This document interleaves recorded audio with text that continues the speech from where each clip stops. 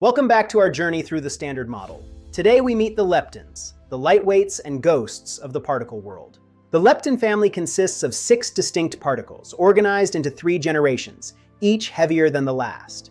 The most familiar is the electron. It is a fundamental point particle, meaning it has no known internal structure.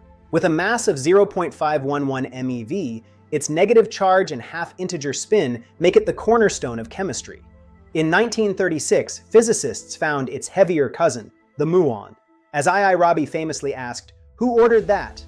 The muon is 200 times heavier than the electron and unstable, decaying in just 2.2 microseconds. Then there's the tau, discovered in the 70s. It's nearly 3,500 times heavier than an electron. This hierarchy of mass across 3 generations is one of the deepest mysteries in particle physics. But for every charged lepton, there is a neutral partner. The nearly massless, ghostly neutrino. Trillions of neutrinos from the sun's nuclear furnace are passing through your body right now at nearly the speed of light. To see them, we need massive underground detectors like Super Kamiokande, filled with 50,000 tons of water.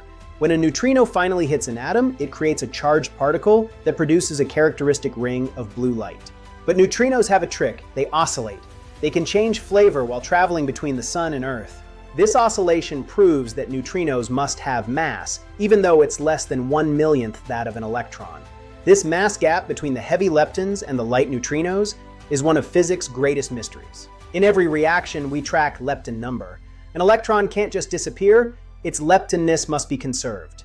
In beta decay, a neutron emits an electron and an antineutrino to keep the total lepton number at 0.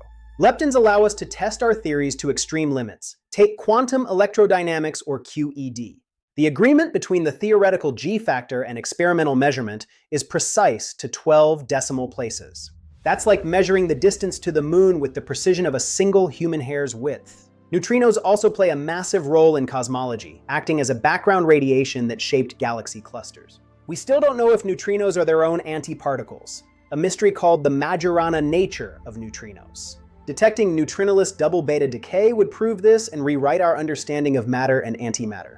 And don't forget the antileptons, like the positron, identical to the electron, but with a positive charge. When they meet, they annihilate into pure energy, exactly as predicted by Dirac's equations. Leptons interact only through the weak and electromagnetic forces. They are immune to the strong force. So, from the humble electron to the elusive tau neutrino, these 6 particles are essential pieces of the universe. Without them, there would be no atoms, no chemistry, and no stars shining in the sky.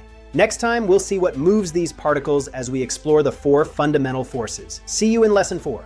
Subscribe to James's Physics 101 to master the pieces of the universe. I'm Richard Feynman. Stay curious.